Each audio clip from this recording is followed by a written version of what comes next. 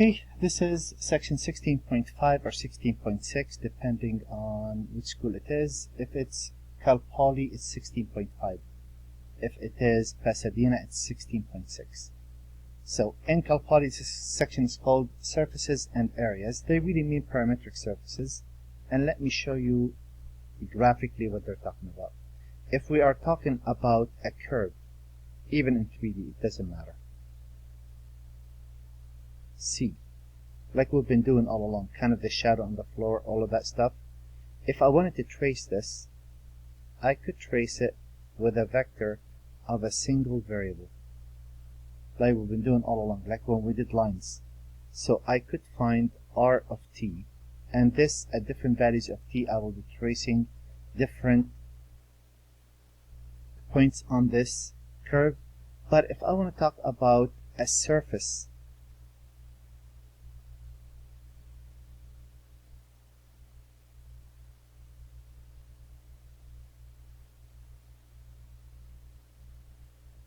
if I want to trace a surface, well, I really need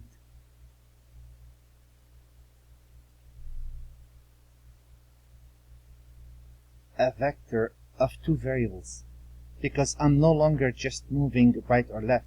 I'm moving right, left, and I'm moving right, left, so not east, west. It could be east, west, north, and south. So that's the difference between those. And that's why I need two variables. Kind of like us saying, you know, we're tracing a curve. You think of it as like a straight line, but you could bend it any way you want. Well, one variable will do. Versus if you allow right and left and movement like that, so you would have, and you're allowed to go in both directions, and here you only move right or left, that's it.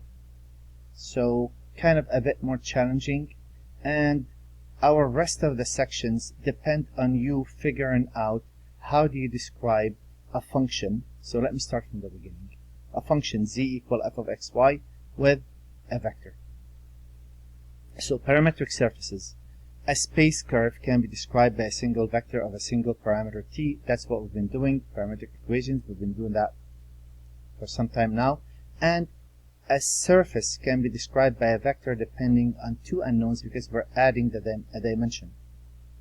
And the parameters u and v, you could call them x and y, you could call them r and theta, you could call them whatever you want. Now, we define a curve in the plane. This is what we did already. If you have y equal f of x, right, that's explicit. That's, you know, when you take a derivative, explicitly you just say dy dx equal f prime of x. But if you have implicit differentiation, that's when you put x and y on one side and 0 on the other side. Now, we did talk about if you have y equal f of x and you want to write that as a vector, it's very easy to do. Just let the x be t if you want in terms of t, and specify what t is running about between which values, and there it is. Now if I have z equal f of xy, right? Well, that right there is an explicit form. I messed up on that notation. That is an explicit form. If we want to talk about implicit, like we did also in parametric equations for chapter 10, I believe, we get everything on one side, 0 on the other side, and that's really when you do the f sub x's, f sub y, and so on and so forth. Now, if I have z equal f of xy, if you let x equal u, y equal v, then z will be whatever that function is in terms of x and y, or u and v. Now, here, if you put one parameter in, you have to specify. Here, since you're using two parameters, oh, that should have been a v. There we go. So that's the idea. So I'm breaking this into two parts. The first part I want to focus on is just graphing those. That's crucial for what's to come. The graph itself is not as important as you getting it perfect, but you be able to visualize it is a must. So we say identify the given, they gave you a vector. Can you find what it stands for? And let's see what that is. R of u v equals, so what do we know? We know that x equal u the cosine of v. And we know that y equal u squared. And we know that z equal u the sine of v. Well, let's see how that works. If I have sine and cosine, I know I'm going to be using squares, right? The sine squared plus cosine squared, we use identities, if you remember, just like we did with the two-dimensional parametric equations. And z squared is going to equal u squared the sine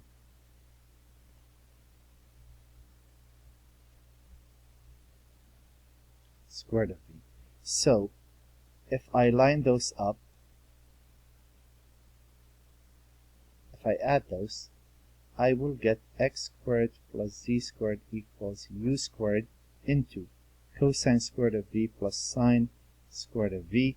So I could say z squared, bad habit, x squared plus z squared equals u squared, because that's a 1. And I know that that is y. So again, in the beginning, we're not used to this. That's understandable. This vector right here really resembles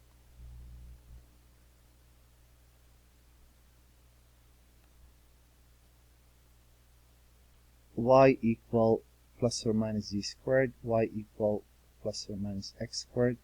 It resembles this parabola. And there it is. So again, only the first problem. Two examples. I'm giving you R of u and v. In general, you have to work the other way around. In general, I give you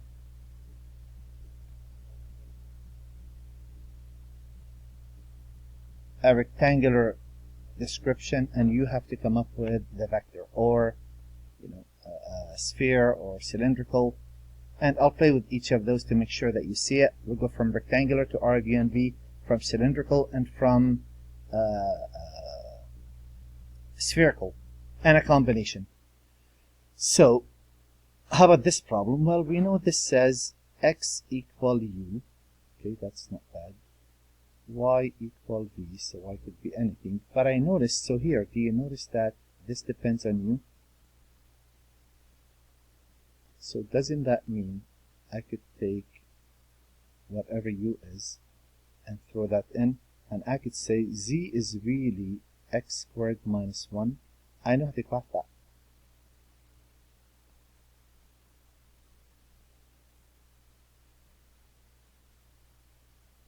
But, and I'll show you what that means. Z equal x squared minus 1. Z equal up. So I'm thinking of 2 dimensions. Oh yeah. If z equals 0, this will be a negative 1, right? And if x, so it's a parabola in the x, y plane. Now you notice they said y equal v. If they don't specify any limitations on y,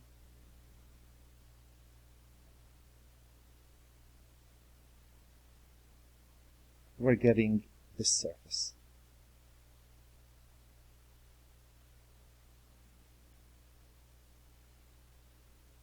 But if they limit, say, v to b, for example, and this is what's coming soon, if they say v is bound between, let's say, negative 1 and 2, then you're going to go to negative 1 and chop that off, and you're going to go to 2 and chop that off, and what you're really looking at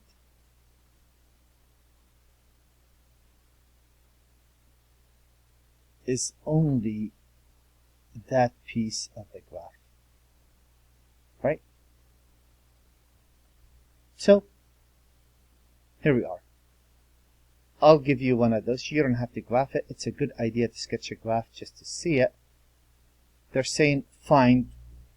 Later on we have to graph it, and after the graph figure things out. So let's do that. Do we know what that graph looked like? that is 1. You go up to 1. And that's a paraboloid opening upwards. And then I'm going to chop that up with z equal 5.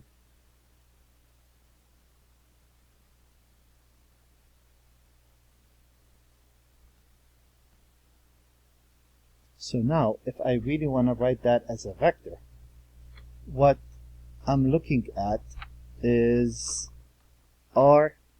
Now, you could say U and V to match the book. You could say X and Y.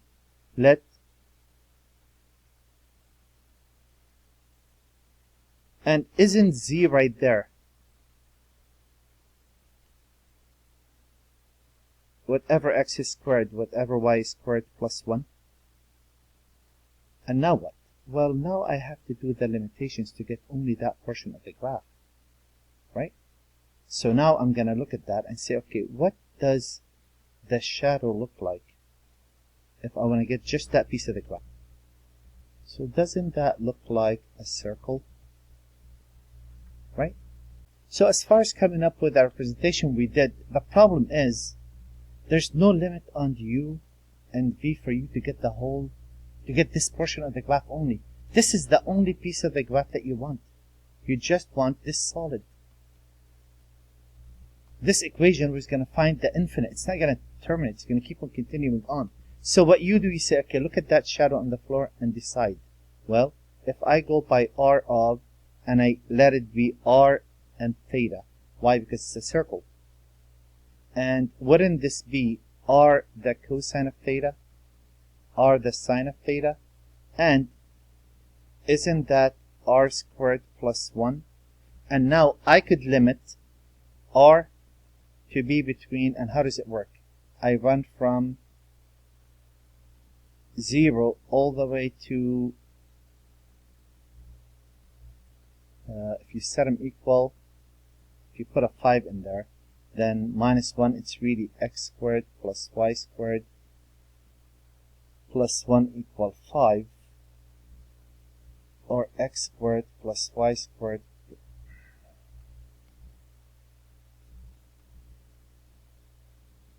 equal 4. So 2, and theta run between 0 and 2 pi.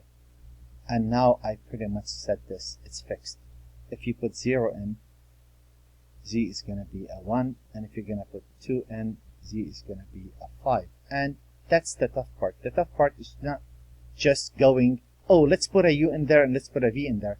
The tough part is finding the limitation, which is going to be the limits on our integrals to find whatever it is we're measuring in those, whether it's flux, whether it's circulation, whether it's, whatever it is. How about this? Again, a visual graph will help you big time. It's not saying graph, but you should definitely look at that to make sure that you're tracing properly. So if I take z equal, but that's a cone, isn't it? Now in the beginning they do a lot of z equal because hopefully you're used to that. We're going to cut this between z equal 1 and z equal 4. We want that cone. So we want this. And let's see how that works.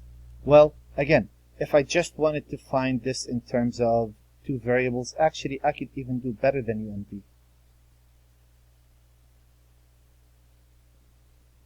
There you go. Got it. Or you could put u and v in there.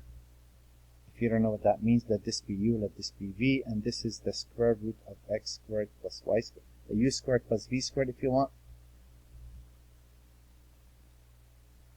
And how are you going to decide what to do? You're going to decide that based on the shadow. The shadow on the floor is a circle. If it's a circle, we want to go for r and theta. That's very wise to do. And let x be r the cosine of theta. Let y be r the sine of theta. We're not taking orientation into account yet. And isn't this just r? And now I could say, look, let's take r to vary between, and what is that? When you put a 1 in there, 1 equal x squared plus y squared, and 4 equal square root of x squared plus y squared, so x squared plus y squared would equal 4 squared, 16. That's a circle with a radius of 4. So 4 and 1. There it is. And since we're going to trace the whole thing, we want theta to be varying between 0 and 2 pi. If they say in the first quadrant or octant, then you run theta between 0 and pi over 2, and so on and so forth. So I have examples on every combination you can think of. That's a bit more than what the homework is going to ask for, but it's okay. And how about this part? We're looking at a sphere. Oh man, it's always that one. Here we go. And which part do we want? That's crucial to get right. We want portion of a sphere between the xy plane and the plane. Okay, so we have this sphere. I'm going to use two colors. This is coming down. It's going to be cut off at z equal 1. Right? That should be part of a sphere. But we're going to cut it at z equal 1. Right? And we only want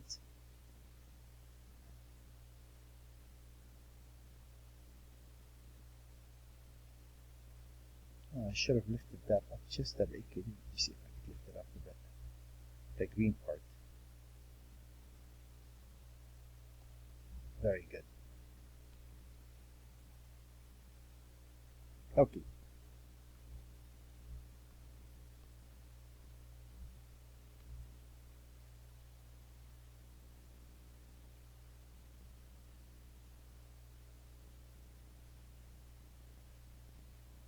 This is, of course, radical 5. And at z equal 1. So we're looking really for this part of the sphere.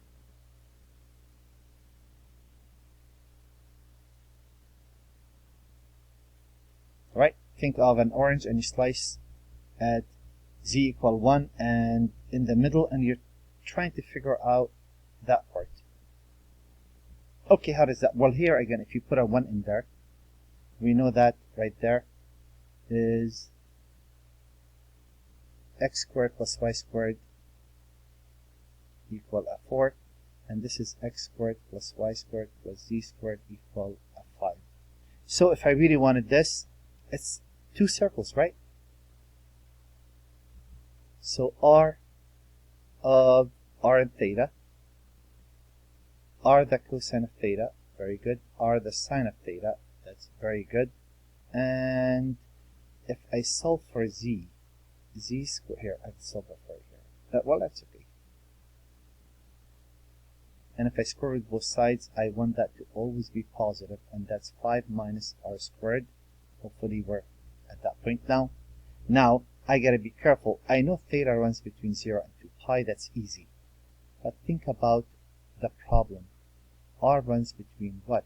Well, let's see how R is gonna work. It says between the xy plane and the z equal 1. Between the xy plane, so this sphere is coming down. I want to trace all of these. So if I start with, I'm going to run from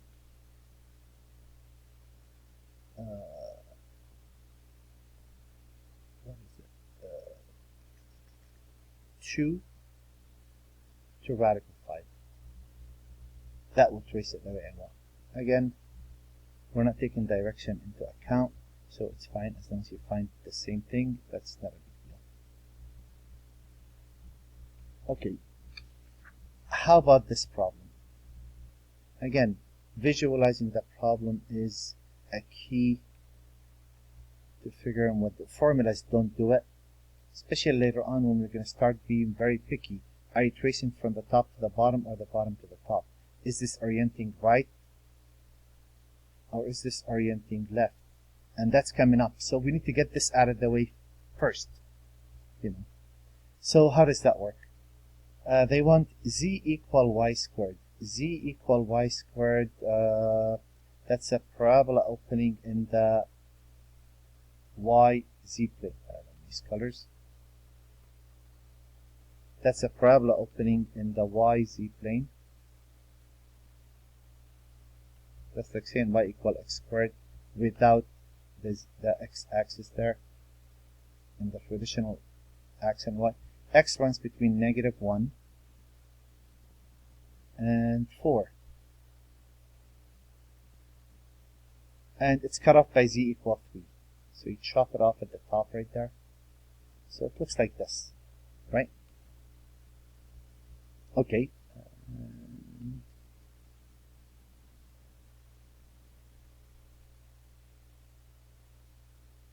Something like that. Okay, well, how are we going to figure out what this is described by? Let's say, okay, well, here I could go by r of x and y. Now look at what's given. They gave me an equation. If I let this be y, this is y squared. You are welcome to use r of u and v. It's a good practice, actually. If I let y equal u, then this will be u squared. This saying the same thing. Let this be v because x is nowhere in there in the equation, right? X is not in that equation, but x is on the graph. So I know that x took the place of, if I use this, instead of saying let x vary between 1 and -1, I could say let v vary between -1 and 4. I meant 4 now, right? Or you could say let x vary between, it doesn't really matter, it's up to you. It's the same thing. As long as you find it in terms of two unknowns, you're in good shape. Now, how am I going to trace the rest? How am I going to talk about, well, this goes up and down? Well, I'm going to really limit y because there's no more v in this vector. If I let y runs between 0 and y equal, let me think really quick, 0 and 3, that would work. Or here you could say let u run between 0 and 3, and that will give me that surface that I want.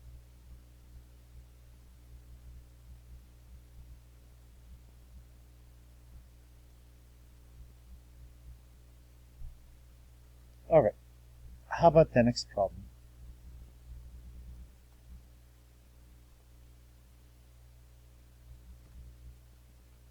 We got two videos. The first one, yeah, where I stopped the first one. That's okay. Z equal 1 minus y squared. So z equal 1 minus y squared. That one's there. Between y equals 0 and y equal 4.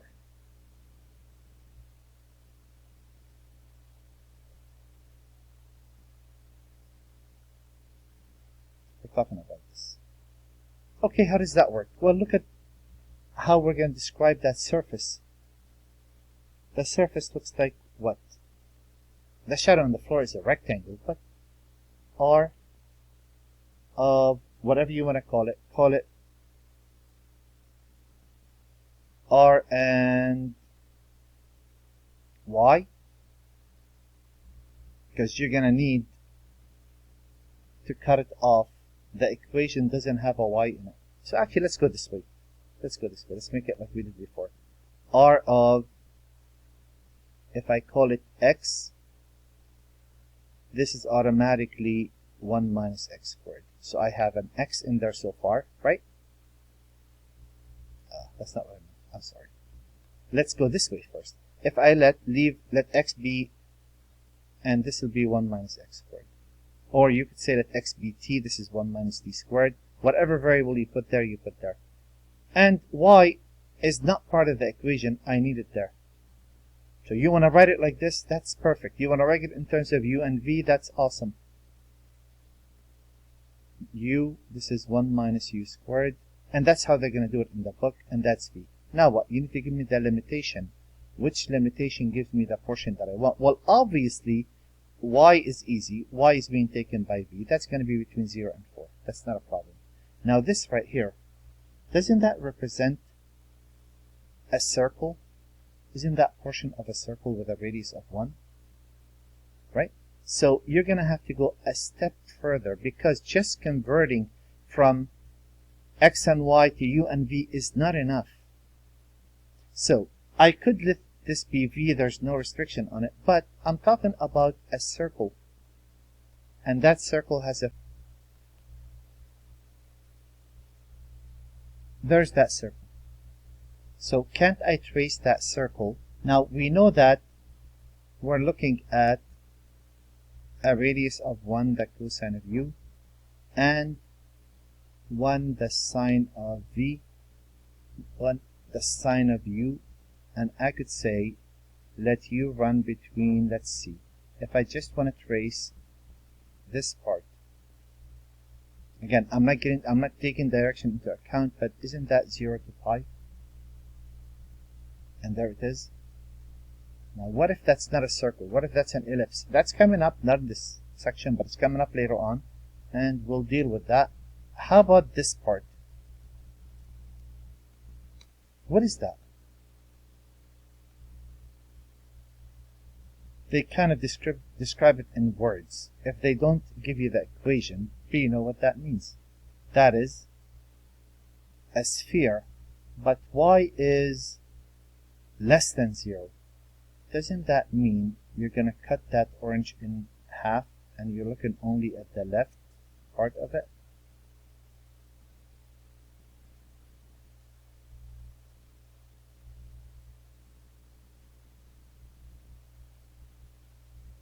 And what's the best way to describe a sphere, you guys? R of theta and phi. And how does it work? Well, we know that that is radical 14 all the time. So this is rho the cosine of theta. Oops.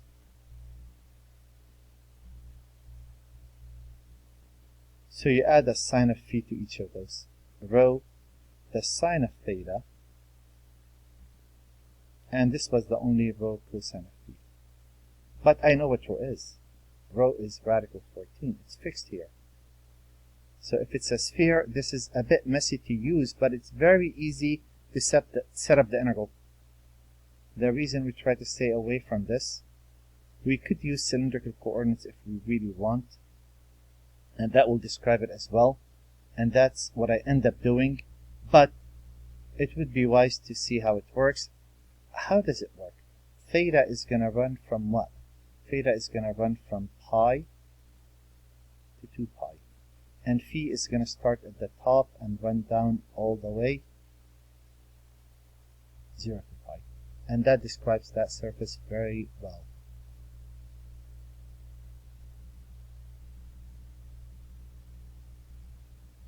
And how about something this basic? Well, if there's no restriction, if it's infinite, then I could use, if it's infinite, if there was no restriction on it whatsoever, then I could have used this. I really don't need anything else. If this, runs all the way down, but it doesn't, and this is limited, a portion of it. How about this right here? Well, this is an infinite plane. I could do r of u and v easily, right? That's by letting x equal u, y equal v, and this will be 6 minus 2u minus 3v divided by 5. Just solve for z. You're done. There it is. What is that? That's a plane 2 in the x, 3, no, not 2 in the x. If you set x equal to 0, you get 3. No, 3. If you set those two equal to 0, if you set those two equal 0, you get 2. And if you set those two equal 0, you get 6 over 5, which is a bit bigger than 1. That's an infinite plane. There it is, you're done.